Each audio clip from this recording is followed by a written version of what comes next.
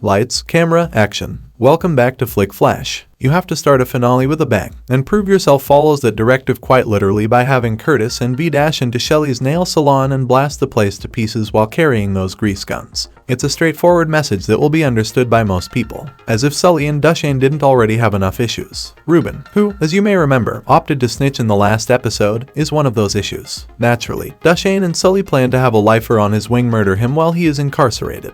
In response to this blatant treachery, Jamie also enters the cafe to report what Kit said and to demonstrate his loyalty. Naturally, Dushane orders him to murder Kit. If he doesn't, Dushane will kill him. Given what we know about Jamie, it should come as no surprise that he informs Kit right once that they both need to leave London as soon as possible. At their father's grave on his birthday, Jamie surprises Aaron and Steph with this, which isn't the best place to do it. The brothers aren't having it and don't want to become involved in his business. We witness the results of Jamie's ongoing struggle with the fact that the way he provides is just as likely to put his family in danger as it is to protect them. Curtis evidently values his family as much since he is so committed to getting Lauren back. Since it's clear that Jack's call to set up a meeting to trade Lauren for the stolen goods and money is a ruse, Curtis comes up with a different scheme in which he'll kidnap Jack and swap her for Lauren. Jack is waiting for all of this in the open, while everyone else is waiting in automobiles close by. When Lauren herself phones Curtis, the action, however, veers off course. She warns him that he is being played and says she needs to go home. But since Curtis is so hesitant to consider the possibility that Lauren doesn't really love him,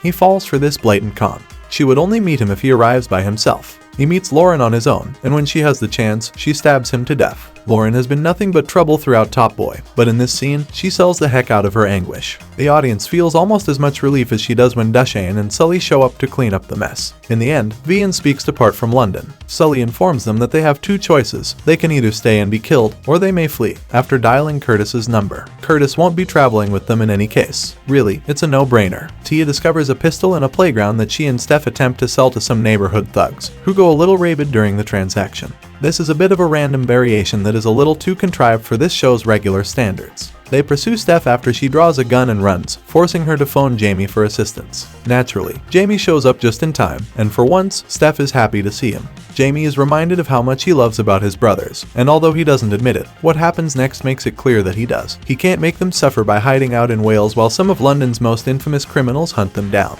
As instructed by Dushane, he murders Kit. After dealing with the most of the major drama, Prove Yourself moves on to several climactic sequences to provide a satisfactory conclusion. Pebbles arranges for him to have regular visits with Tash after feeling awful about what occurred with Sully. When Dushane visits Ruben in jail, he threatens to kill his family if he leaks information. Ruben, naturally, decides not to. Then, apparently on a roll, Dushane goes to see Jeffrey and threatens to kill Lizzie if he doesn't ensure that the summer house renovation would result in adequate homes for all of the displaced residents to return there if they so want. Following that, the development plans are abandoned. That might be an issue for Dushane's retirement plans.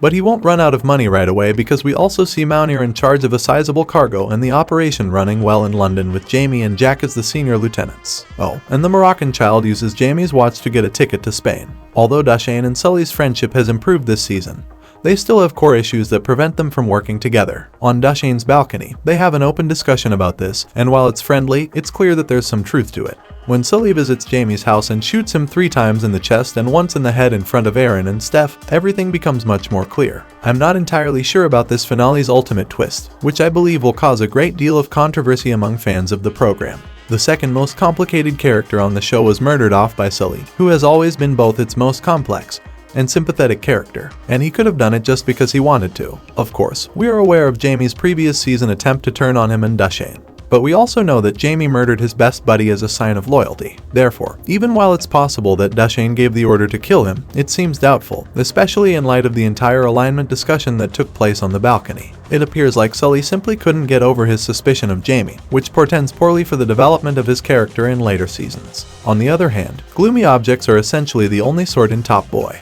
Thank you once again for being a part of Flick Flash. Until next time, keep watching, keep exploring, and keep that movie and TV magic alive. Don't forget to subscribe, like, and stay tuned for more exciting recaps. This is Flick Flash, signing off.